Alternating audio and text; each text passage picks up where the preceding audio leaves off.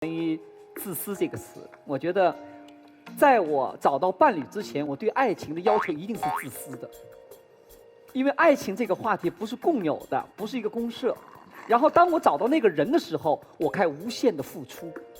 爱情的经验一定是，它是通过经验来积累出来的。比如说伴侣的耐心，包容，将来在一起生活的分寸、把握，这个东西大家都知道。我们目前来讲，学校不会教你的。爸妈说的也很少，只有靠你自己的经验积累，去得到你想找到的那个人和你所需要的生活。所以我觉得，当我碰到一个有经验的人的时候，他告诉了我很多我不知道的东西。我在分享他的经验的时候，我也在成熟。我这辈子没有崇拜过一个人，我只崇拜我先生。为什么呢？因为这个男人一有胆量，二他有品味。他各国女人撞完了以后落到我身上了以后，我觉得哎呦，这个男人有品味呀、他太有胆量了。生活是有味道的，而并不是白纸当然好了。但你如果是给我一张白纸去选择，给我一本书手里拿着，拿纸和拿书的分量能一样吗？好，谢谢金星老师，蔡团长。我谈别人的爱情的时候呢，不太喜欢把它当战略，我觉得我都是希望能够抱着祝福的心啊。找一个伴侣，目标是变成幸福，而不是变成成功啊。这跟做生意是不一样的。人生归结到最后，最珍贵的只有一个事情，就是回忆。我跟潇潇有什么差别？我跟如今有什么差别？我跟花溪有什么差别？我们到最后差别就是我们人生累积的回忆而已。我们到闭幕离开这个世界那一天，我们拥有的最珍贵的、独一无二的东西是回忆。所以刚才新咖这边主张我们要选恋爱经验少的人，他们讲一件很重要的事情，就是我们不想掺杂在某一个人的一片回忆的大海之中，我们想要跟他拥有独一无二的回忆。我今天从来没有一次是抱着敌视的立场在看恋爱经验多的人。有一句话让我觉得很心酸的，这句话说：如果你认识当初的我，也许你会原谅现在的我。意思就是说，我现在这么糟糕吗？那是因为我当初受过很多伤害。我对于恋爱经验多的人，有的时候真的像你们所说的，会觉得怜悯，就是他怎么那么辛苦。我自己的经验里面，我遇过一些恋爱经验多的人，他们常常让我觉得，他们背后藏了一片满目苍夷的战场。我好像走过很多地雷炸出来的洞一样，在那当中想要栽培出一朵玫瑰花来。我不觉得那些回忆不珍贵，我只是不想要我的回忆掺杂在这么惨烈的回忆当中而已。我觉得能够遇到恋爱经验少又能够成为伴侣的人，是一件幸福的事情。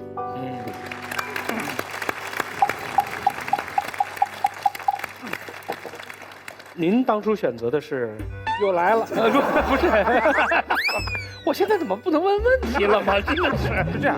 我觉得在听大家讨论这个恋爱经验多少的时候，我想起这么一个我的领域里的事情。通常我们说一个优秀的大牌的球员，他一定得累积一定的比赛经验，他不会是菜鸟第一年啊头10场比赛就非常的优秀，他一定累积了100场、几百场、上千场，打过若干届的大赛，见过多少大战阵，他才成为顶级的球星。这是积累的什么经验？它是一个专项技能经验。我特别同意康永兄说的，恋爱不是一种技能。如果我们把恋爱当成一种技能，找伴侣当成一种技能的话，你可以理解为床上的技巧，或者怎么样。我觉得那样是错误的。其实最终，肉体的欢愉只是短暂的、初期的，到最后两个人如果真的成为伴侣的话，更多的是如何相处，生活当中的很多的技巧，如何面对他的脾气，如何协调他和我两个人各自的家庭成员之间的关系，两个人在工作社会当中的角色与我们两个人这个二人世界的关系，其实这种不是你需要恋爱很多次才能够获得的经验，这个跟踢球是不一样的。踢球真的是越有经验的人可能是越好，但是也有很多踢了一辈子也踢不出来的啊，就改解说了呗。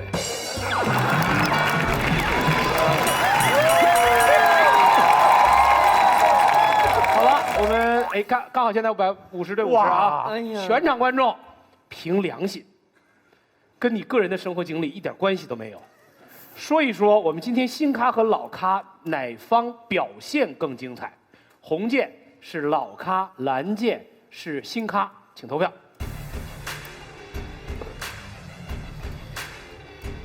在观众投票的这个过程当中，其实一直有人在问我们说：“哎呀，这个奇葩说有这么多人，有的是逗逼，有的会聊天儿，怎么样才能成为像他们那样的人呢？”哎，这么多人生经验，我们就给你一点建议。首先，你要喝一种咖啡，这种咖啡叫喝了才能愉快聊天的雅哈咖啡。当然，如果你心中郁闷无法消除，你要开着狂拽炫酷炸天的东风标致308S 出去转一转。这个小字已经可以用在广告语里当中了吗？东风标致308S 说可以用，那我们就给他用了。哎，这个场上全都是逗啊，一吃便逗，自己跳碗里的 巧克力豆。哎，好，我们来看一看结果啊。现在是正方39票，反方61票，所以反方胜出。你还得假装没看过，你说哎呦我的天他妈呀，他就是凶手啊！恋爱经验多，并不等于你社会阅历广。到最后，你们以为你们学会了体贴的知识，其实只是学会了体味的知识而已。本场比赛新级8胜，新级8一方将会晋级1名选手，晋级选手将由2位团长、神位嘉宾以及老奇葩阵营4方各投1票共同决定。反方胜出呢，那么就没有人淘汰。3位当中，我们请7位老咖公推一个人，本场表现最好。3位导师推举1位过关的。我们3个人都选吗？对，每个人都写在题板上，先不要亮出来。在他们3个当中选1个是吗？对，谁表现最好，这个人直接过关，另外2个进入待定。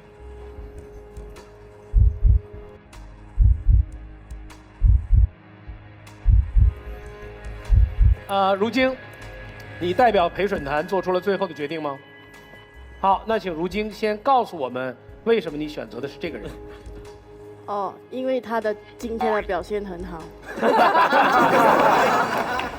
来，我们看一看您选择的谁？不，您先告诉我们为什么是这个人，先不公布。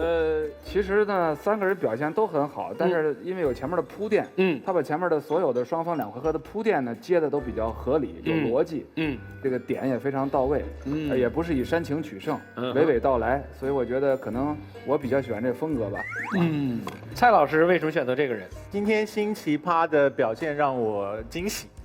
我觉得面对老奇葩的这个猛烈炮火，他们很镇定。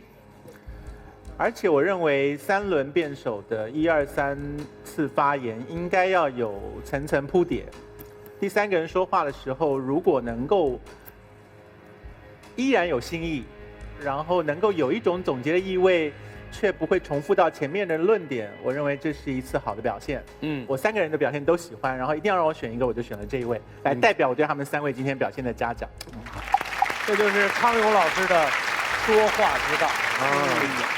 观点清晰，有理有节，而且把狠话说得很温柔，把重话说得很漂亮。我觉得这个是一个度的问题。我觉得辩论并不是用血腥腥的、血淋淋的大巴掌扇过去，这个不是辩论的宗旨。是的。所以我觉得是这一点，看完以后觉得，哎，他还有点那个范儿。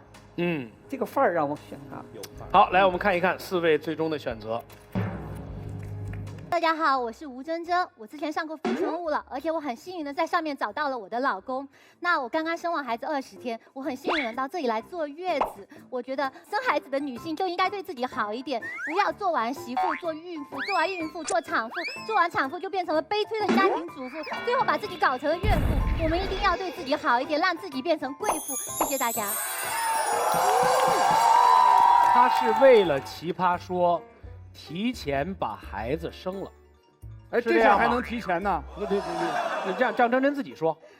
也没有提前很久，就是我你还其实为了真提前啦，对提前了2周，38周足月的时候生，因为我为了这个小孩，我第1季的时候老师有联系过我，我当时正好怀孕了，为了这小孩我在家里躺了9个多月，将近10个月。这一次我又想来参加，我联系编导，他跟我说马上就要开始了。我算了一下，37周最后1天，我想说这样子小孩也没有危险，所以那天我就去操场上走了1宿。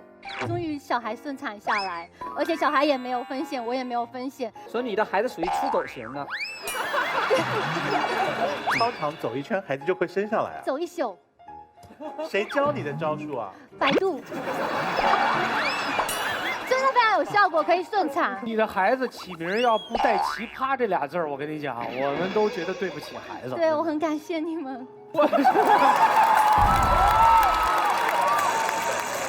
感谢马东，感谢马东。你这节目连生孩子的人都感谢啊！见完编导以后就怀孕了，真的效果好好。我觉得大家想生孩子都来这里。编导赶快站出来！哎，见完你就怀孕了。编导是谁？传当初见他的编导。女编导。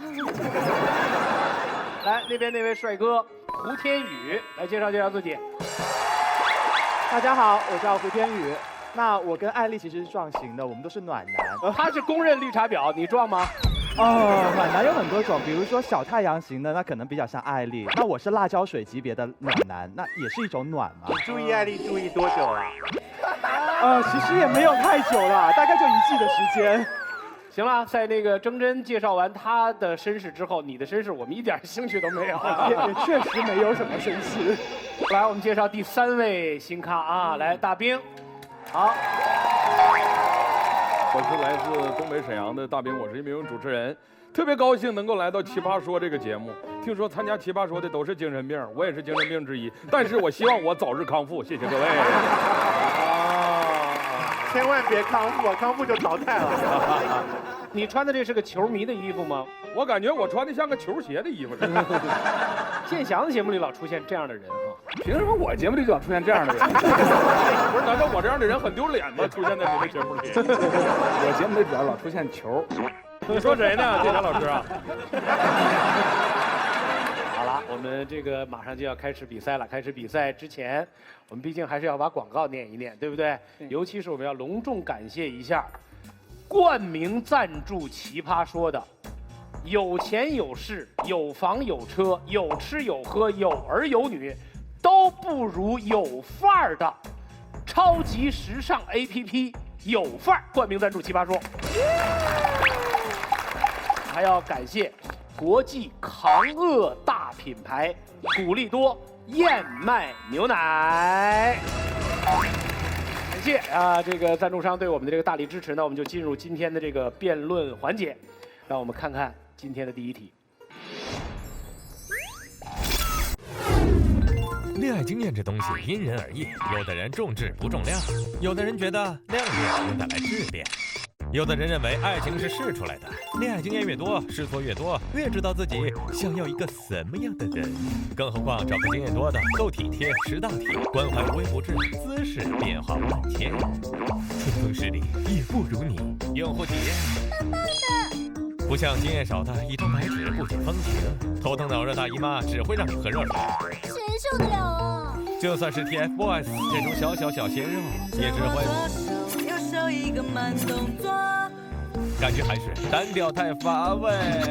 但有人认为感情这种事还是应该宁缺毋滥，恋爱经验不能太复杂，还是身家清白、天真单纯比较值得珍惜，也不麻烦。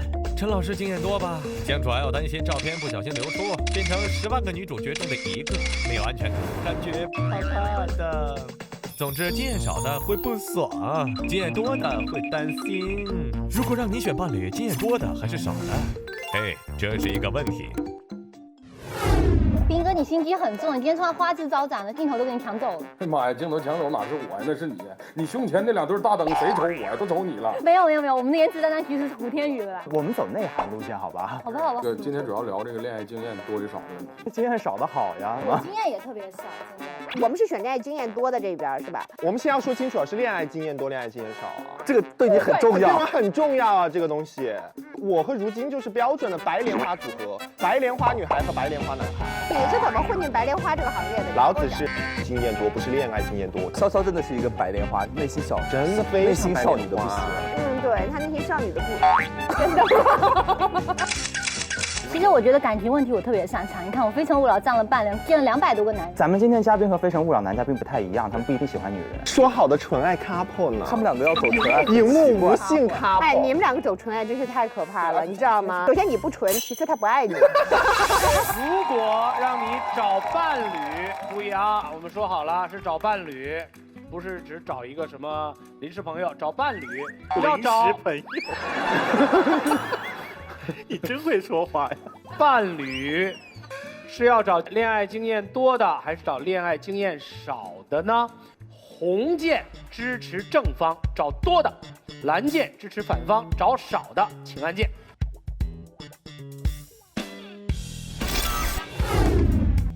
第1阶段，新奇葩入选大逃杀，将从18位新奇葩中选定9位，进入第2阶段的新老奇葩大混战。本阶段共6场大战，每场3老 V3新，新奇葩获胜则3人中晋级1名，败北则淘汰1名。观众用啪啪钮为选手投票，红正蓝反，胜负由初始投票和最终投票对比产生的跑票数量决定。3、2、1。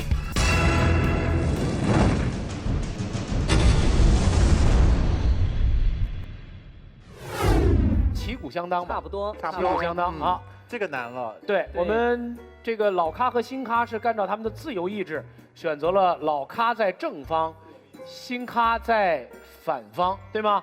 也就是你们选择的是说找少的，找恋爱经验少的。老炮们认为要找恋爱经验多的，是吧？你说老炮都说老炮了，我们还能选啥？好，你们既然老炮们是这么选的，我们让2位老炮来选一下。我绝对是选的正方，经验多的。我希望有一个男人，他都明白了呀，不用在你身上重新寻找世界的乐趣。对，拿我来做试验品，来找新的经验去，完了再对，不行的。他已经有经验了，我就得到他那个经验，我享受他的经验就可以了。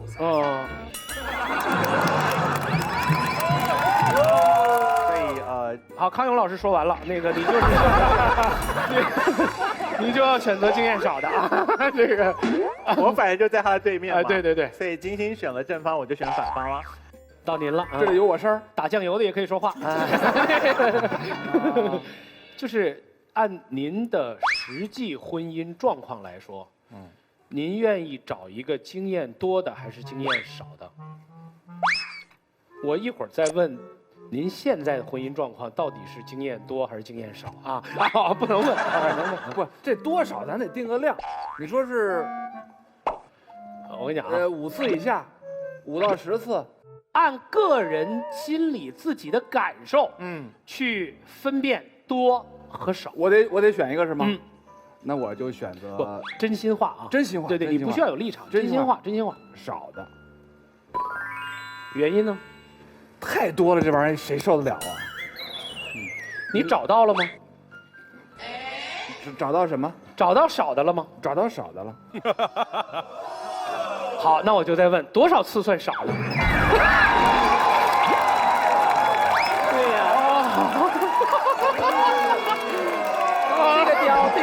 这个雕，哥们儿就是拿来害。你听我说，肯定在5到10次之间。这算少的，对，恋爱呀！你怎么那么惨啊？你准备找一个谈多少次恋爱的？我是主持人，我不参与这种讨论。建翔选择的是少的，其实也就是跟康永哥是一对。对了，然后金姐是多的，那谁先说？多的先说，少的先说。少的先说。少的先说，我先说。啊，来，嫂子先说。来了，嫂子先说。嫂子先说。大哥呢？少的先说，少的先说。我认为啊，谈恋爱找伴侣肯定是要找恋爱经验少的。如果你找着一个恋爱经验多的，那就说明把你人生的主动权主动放到人家的手里。那很多人说大兵啊，你不能这么说话呀。那怎么搞个对象就是干仗啊？非得分个你死我活呀，鱼死网破，一争高下呀，并不是这样。我觉着两口子过日子，最起码得有一个你来我往，相互对上夹，我们才很开心、很快乐嘛。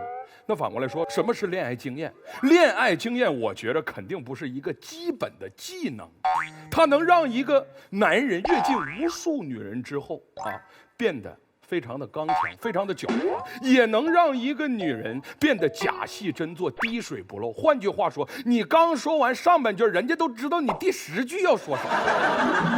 你带人家去看场电影，人家之前都看了6遍了。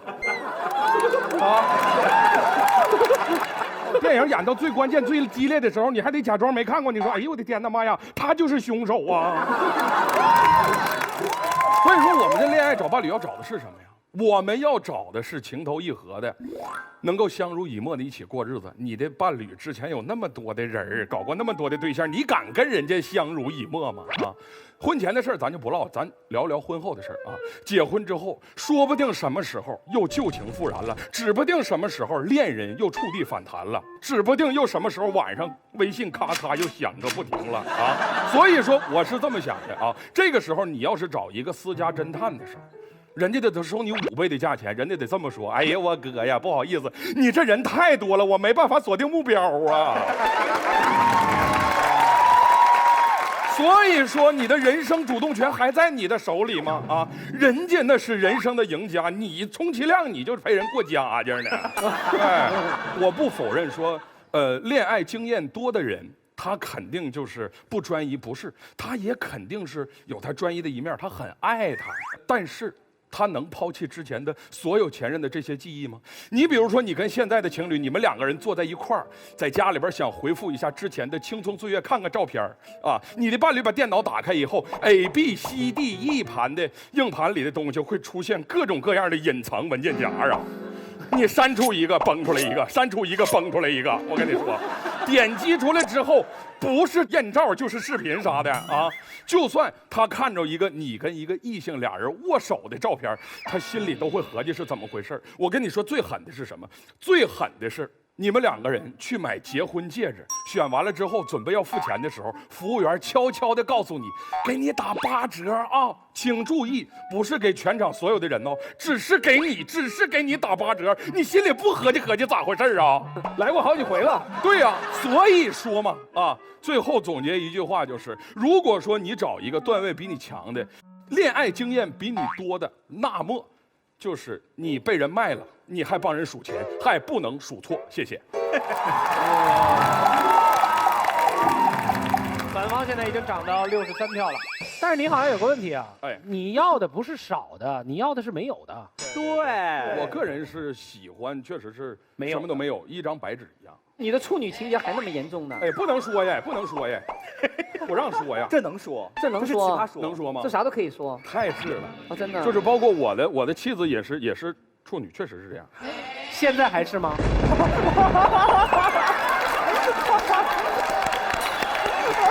你也对这感兴趣？是。问问，随口问问。好吧，来，我们正方哪位先来？我先来吧。花喜，如果爱情是一次航海的话，一个经验多的人是一个老船长，而一个经验少的人是一个新手。爱情这场航海当中，有很多我们看似表面平静的地方，有很多不知名的漩涡，还有很多不知名的暗礁。但是老船长因为经验多，他知道他在掌握这个舵的时候，什么时候该抓，什么时候该放。那就先来看看什么时候该抓好了。如果你的女朋友今天一天没有怎么给你发信息，而你也没有主动找她，然后晚上你突然问她，你说：“哎，今天怎么了？没有找我？”她说：“没事。”经验少的人这个时候回一句：“哦，那洗洗睡吧。”这个时候女生是不是都懂了？你们知道问题出现了。如果你回了洗洗睡，那你真的就洗洗睡了。但经验多的人这个时候会开始想自己到底犯了什么错误，并且会去想怎么去解决这个错误，哪怕是及时冲到这个女生家去解决这个问题，这是经验多的人去维护自己感情的方式。那我们再来看看什么时候该放。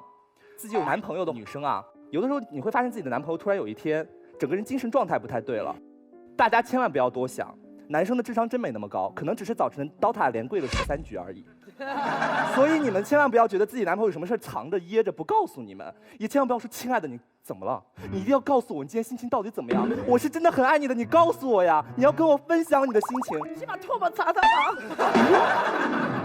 如果你在这个时候去逼你的男朋友跟你分享，那你男朋友就想跟你分了。什么问题一笑而过，什么问题追根到底，这是恋爱经验多的人才能掌握的尺度。爱情不是像你说的一样，为了图个省心，不想跟你斗，而是图个长远。有了这个长远，就是一个老舵手走得越来越远的原因。说完了，谢谢。好的，棒棒的，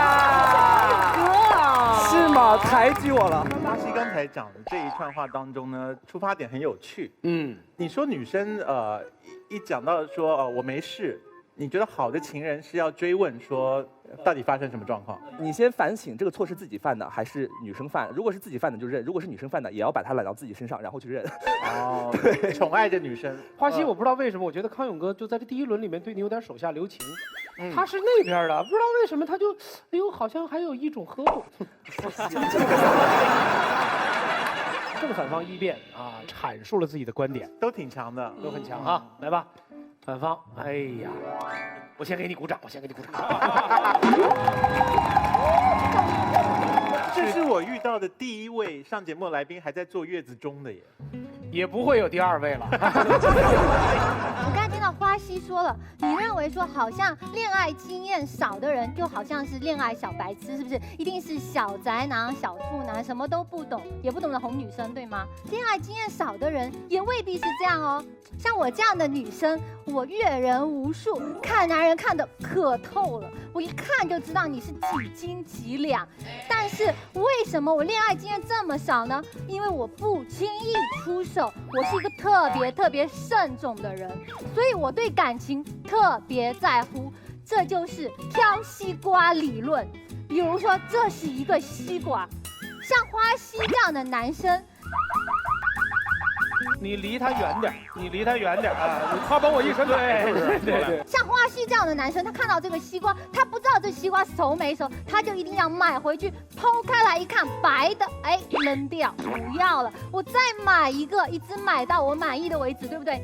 像我这样的女人，我只要敲一敲，我就知道这西瓜熟没熟。我只要说把这个西瓜看2眼，我就觉得，不给力。哎，这个西瓜可以，所以我就找这个。可是他阅人无数，经验又少，经验他是说他见识广，可是经验少。恋爱经验多，并不等于你社会阅历广，是不是？恋爱经验多，只能证明一件事。你谈了100个人，100个人都没有跟你在一起，证明什么？你情商超低，或者是你是要出来的玩咖。哎，你这样的人怎么适合做伴侣呢？亲爱的花溪。亲爱的，爱情的经验只能从爱情里来，不能从社会经验里来。对，爱情的经验只能从爱情里来。所以你光看男人没有用，你得用男人。那我想问你，我谈恋爱的经验是为了什么？我是为了当恋爱大师出恋爱宝典吗？当然不是，我是为了能够找到一个爱我的人，是不是？好，谢谢郑真。我要补充一下郑真的这个背景，她是立志要找到自己的幸福的另一半，就是她现在的老公，所以她4年的时间一直出没于各种相亲节目。所以就是恋爱经验不能从社会上来，但也可以不从恋人身上来，可以从相亲节目里面来。你只要能够站到那儿4年不灭灯，弄不好就会很有经验，是这样吧？好，如今你请。我的经验嘛，就是社会经验来的。潇潇就是他的社会啊，黑社会。社会经验嘛，我的社会经验是哪里来的？就跟我挑餐馆的经验一样的。你们各位想一想啊，如果一个餐馆是很多人进去吃的，是不是你也会去排队去吃？一个没有人吃过的餐馆，你是有多饿，你才想会进去吃那家餐馆？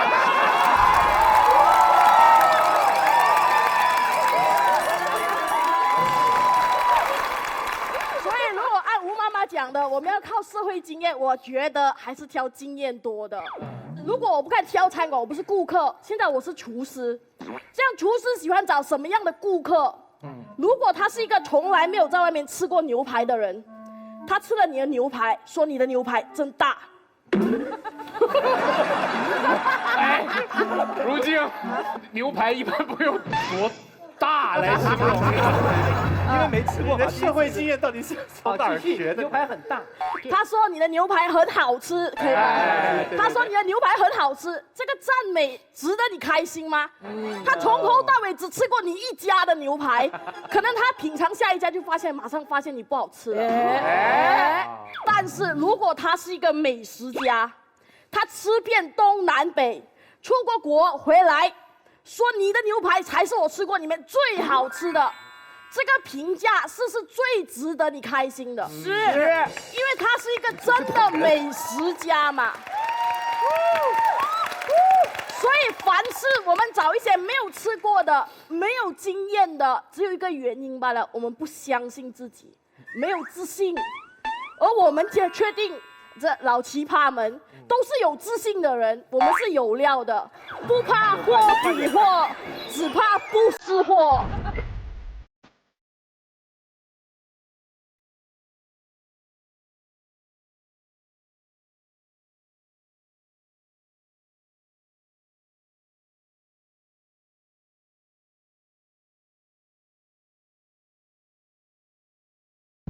这都什么货呀？你是摁了哪儿的电门，把他们都电起来了？有问题吗？我说的没有，棒棒的，棒棒的。你继续吃你的大牛排。哎。所以我其实要讲完了，就是有料的人不用怕，尽量找经验的人品鉴一下你们自己。谢谢。饭馆的这个比方啊。第一层面上很容易迷惑人，但是谁会一辈子天天老吃一个饭馆的一道菜呢？他试过后觉得你真好吃的时候，那你也不会天天吃这同一道菜，而且在试的过程当中，他有可能发现有比你更好吃。你现在天天不吃同一道菜吗？对呀。对方辩友，不要把多和少夸张成有和没。我们说的是多和少，不是说的有和没。理想状态是几菜几汤呢？对方一遍二遍都在把多和少对立成有和没。我们并没有排斥有经验，但我们排斥的是经验太多。像你这样天天在外边吃菜的要当心啊，所以长成这个样子，知道吧？我最近都是外卖。改风格了。胡天宇，好，胡天宇，你看看你的目前的状况啊，27。我看不见啊，我没眼看。因为如今刚刚的意思就是说，有一个广泛积累的人，他来说你好，等于是他带着最准确的意见来评判你这个人是真的好。可是要搞清楚一件事，我谈恋爱不是出来卖产品，我不需要大众的口碑，我只需要他眼里面我够好就可以了。所以不管我是在经验少的人眼里面好，还是经验多的人眼里面好，只要他觉得我好，他就是真的好，懂了吗 ？OK， 第二个点，餐馆是难吃的那些去的人多，还是好吃的人去的人多？你们回想一下你们的生活，会发现其实真的是难吃的多。我们想一想，麦当劳、肯德基、兰州拉面、桂林米粉开的大江南北到处都是，哪一个好吃？真正好吃的米其林3星，这个世界上有几个人敢说自己吃过？懂了吗？这个世界上越是好的东西，越少人得到，什么意思？这叫奇货可居嘛！我干嘛要让你们所有人都尝到我？老娘做坏身价不是？这个很奇怪。老娘？不，是因为我接下来要举的例子是林志玲 ，OK？因为我想说的是，林志玲她的恋爱经历可能比这个场上的任何一个女生来的都要少。只是她站在这边一发嗲，在场哪个男生不想上来抱抱她？所以懂了吗？餐馆其实最少人吃的是什么？不是那些特别难吃，那些早就倒闭掉了，是那些其实特别好吃，但是我偏偏不让你吃到的那一些嘛。OK， 那接下来就理一下我们这方的论点。我们今天要破除大家的一个想法，就是花心那个想法，恋爱经验多的人相处起来会比较轻松。不对，我们要搞清楚恋爱经验多是什么意思。都是20、30岁的人，对不对？我们俩活的寿命差不多，我谈了1、2个女朋友，你谈了10几、20个女朋友，说明什么？我交一个女朋友的时候，你已经交了10个女朋友了。恋爱经验越多，代表你每一段恋爱时间越短。换言之，一个恋爱经验多的人，他其实和伴侣的相处经验是越少的。我有一个朋友，他曾经6个月的时间，谢谢6个月的时间换了12个男朋友，长的2月，最短的才2天，这样的他能有什么相处经验？他是会照顾你吗？他会哄你吗？你们俩还没好好相处就已经分手了呀？你还想说等我女朋友来大姨妈的时候，我好好照顾她，让她感受一下我的温柔体贴？大姨妈还没来，女生先走了。你们以为恋爱谈得多就会锻炼到相处的技巧，其实没有。你充其量锻炼的是什么？是勾搭的技巧、约会的技巧，甚至是约的技巧。到最后，你们以为你们学会了体贴的知识，其实只是学会了体味的知识而已。OK， 所以我们会发现，恋爱经验多的人有一个共性，叫什么？他们很容易跟你相爱，但是你就会发现你很难跟他相处。因为恋爱谈得多，无非就2种情况嘛。第一，他不停地甩别人，哇，这人有够口味刁钻，居然谁都满足不了他。而且看到没有，这个人一定是非常没有耐心的人，因为他不愿意跟任何一个人磨合，他习惯了不好就换，简称把无情。那第2种情况呢？OK， 那第2种情况就好了解的多得多，就是别人不停地甩他嘛。那这个也超容易理解，就肯定是他是个烂货，所以大家才不愿意跟他在一起嘛。所以我们要总结的就是，恋爱经验多的人，他往往外表光鲜亮丽，让你很想接近他，很想跟他在一起。可是在一起之后，你就会发现，这世界上有种人叫什么？叫金玉其外，但是败絮其中。相处过了你就知道痛。谢谢大家。吴天宇，逻辑严谨啊，也有金句，拔无情。干嘛？你要拔相助吗？拔刀相助吗？拔刀相助。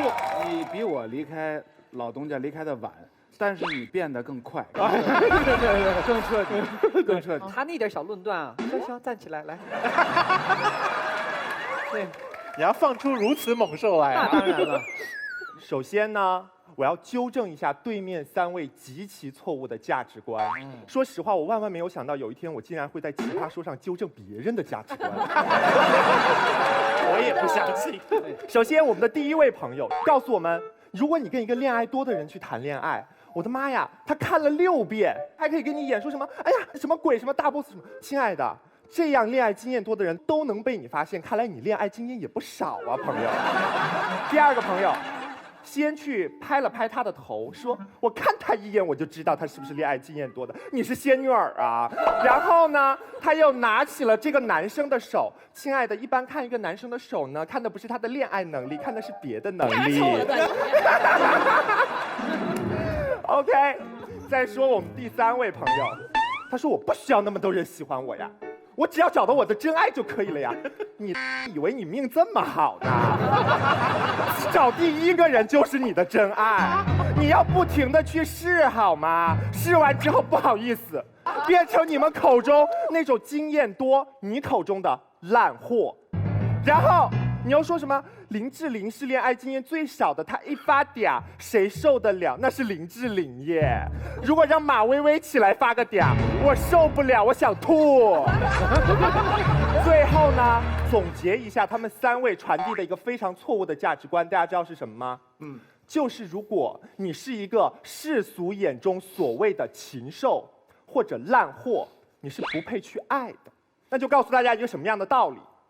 我老公打我，我不能离婚，我离婚我就成经验多的了，对吧？我男朋友劈腿，我不能离婚，我不能分手，不好意思，我分了手我就变成经验多的了。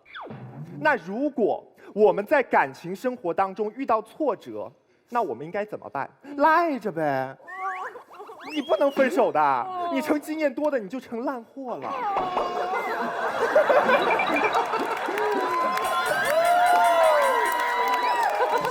迫不得已的。你这哭是出于没有错，甜甜接的非常好。很多时候，我们是被分手，是迫不得已的。任何一个禽兽都曾经遍体鳞伤。说完经验多的人的好处，我们再来说说经验少的人的坏处。经验少的人怎么了？玻璃心，你不敢跟他分手，分手成本太高，一哭二闹三上吊。如果是一个经验少的人，比如说。哎，亲爱的，我很难得要拿你举一次例呀。假设有一个禽兽跟我的宝贝分手了，按照如今的性格，我们假设啊，当然你一次就会遇到真爱的，宝贝。为什么他就一次碰到真爱？因为他是宝贝啊，是。好，我们所有人都会帮他把关嘛。啊，好，那永远找不到人。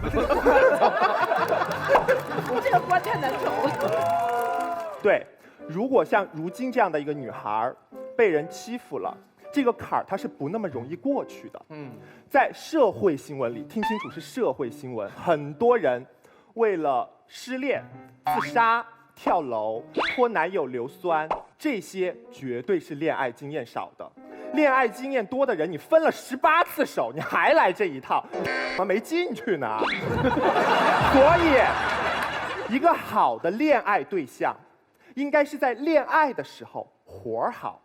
在分手的时候不粘人，谢谢。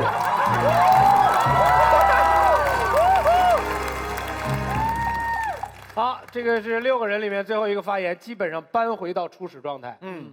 不过潇潇啊，这个恋爱的时候被分手，表现得不好的人，恐怕我认为跟个性比较有关系，不一定跟经验有关系。像如今这么豁达开朗的人。他就算被人家甩了，我觉得他吃一顿也就过去了。所以，我想让那个后排的陈明帮助你们反方来总结一下你们的观点，好不好？其实这个题目最重要的是前面2个字，大家都忽略叫伴侣。到潇潇那儿已经讲的都是谈恋爱了。他说谈恋爱的时候怎么样，分手的时候要不粘人，找个伴侣的时候还要考虑人家分手技能，这是一件很奇怪的事情。其实这2个核心分歧在这儿。想找一个谈恋爱经验多的人，归根到底是爱自己胜过爱伴侣。你看他们那边要么说的话，哎呦，人家什么都会，这是一个偷懒的心态。简单点说，就是他什么都会，所以他对我好，我轻松，我方便。归根到底是我要好。而刚才包括金星老师，包括花溪有说，那是一座高山，那是无数人去过的餐厅，那是一个证明自己价值的地方。换句话说，我征服了那样一个对象，说明我牛叉。归根到底，落点在我。要么我爽，我偷懒，我舒服，你什么都会，你对我好，姿势也全；要么我牛叉，你看这样的高山都被我踩在脚下，看起来是在挑伴侣，归根到底是在证明自己的价值。这样的爱情和这样的理念，说实话走不了长久。但是如果你选择一个恋爱经验少的人，是希望你们2个人共同开创一段属于自己的故事和生活。如果你想一个狂风暴雨的海面，想要证明自己水手的牛叉，想要证明自己能征服所有的风浪，想让最后所有的东西都能从天上掉下来，而不是自己栽培出来的，那就选一个经验多的，也挺好。最后你自己可以活得也挺快乐，有点自私。但如果想要一段自己双手亲自去创造的人生，种出自己的果实，开创自己的幸福，选一个经验少的。谢谢大家。一顿饭吃完了，来这么一碗鸡汤，真的是补啊！如今，其实总的来说，不管这个经验是从次数累积回来的，还是从时间的长短累积回来的，就好像对方今天告诉我们的，他总是认为你经验一多，你的爱情就会贬值；你经验一多，你就是某部分出了问题，只是多这个次数就出了问题了。老师还来个鸡汤给我们，说我们这里都是有自豪感的人，想要从征服经验多的人身上获得自豪感。可是我们说的东西其实很简单，就是爱情不要因为有经验而次数贬值而已。不管你经验多还是经验少，我们不怕你次数变多，不怕你时间变长。你说的是什么？也不怕你岁数变大。对，哪怕他是在夸大。对。你好好的做结论，你戳他一刀干嘛呀？我自己都乱了，讲太多。讲到牛排，该讲牛排了。不是自私，不是自私，不是。薇薇姐姐。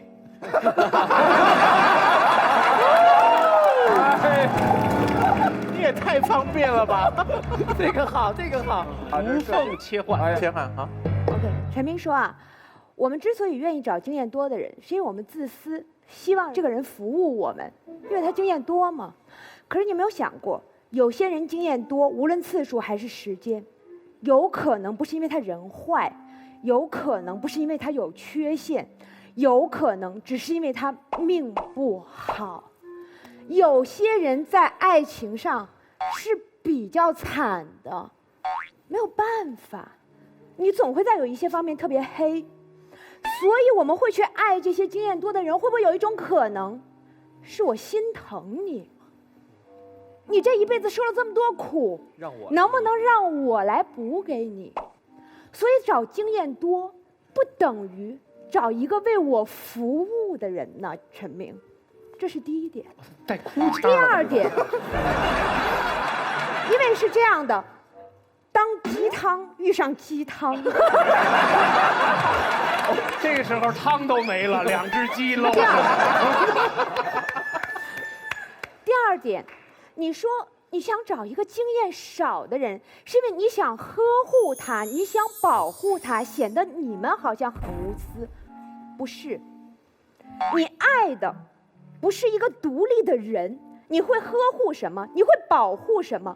你会保护你们家的小狗狗、小猫猫、小孩孩。你没有把它当成一个成人来尊重，对不对？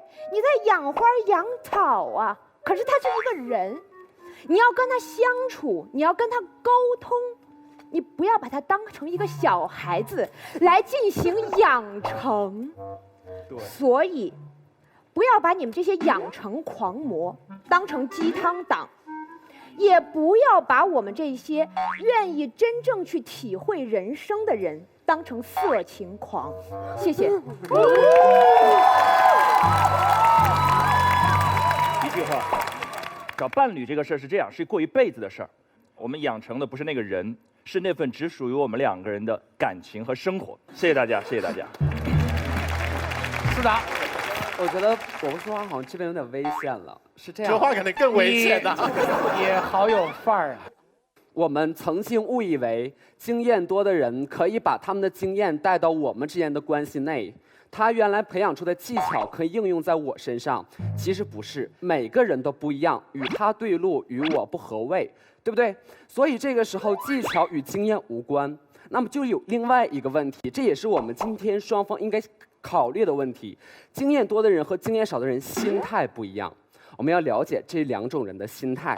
经验多的人，他什么心态？比如说甜甜姐，经验十分的多，他内心现在只有一个字，那就是苦，对不对？他苦，所以当你去爱他的时候，他突然间发现了自己的天使降临在自己的生命之中，去努力的爱我，对不对，甜甜姐？太累了。好，如果我们经验少的人，他是什么样的心态？可能是如今看到你这么爱他的时候，他会有什么样的反应呢？他也许会说，世界这么大，我还想去看看。对，所以奉劝对方的几个人，找经验少的人，你很有可能成为他下一个经验。谢谢。好，来，方妮。我觉得有一句话很有意思哎，就如果一个恋爱经验多的人，他的心里很苦，那你是要给他多少甜才能填满他那个苦啊？你才能挽回他那个心态，那颗受伤的心啊？但如果我恋爱经验少，我就傻白甜啊！你给我一点甜蜜，我觉得好甜啊！你给我点阳光，我觉得灿烂啊！恋爱这件事情啊，我觉得最珍贵的那个过程，不是享受那个结果，而是我跟你一起去磨合的那个很珍贵的过程。因为爱最重要的不是我们俩一起慢慢变老，是我们俩一起慢慢变好。哦，这个在一起的过程，这个艰难的过程是最珍贵的。方妮很厉害，但是有一个逻辑漏洞，他心里有那么多苦，你得用多少甜去填满它？不用，他心里的苦越多，一丝甜就能填满。对，谢谢马老师。要心里多苦的人才说出这个体会来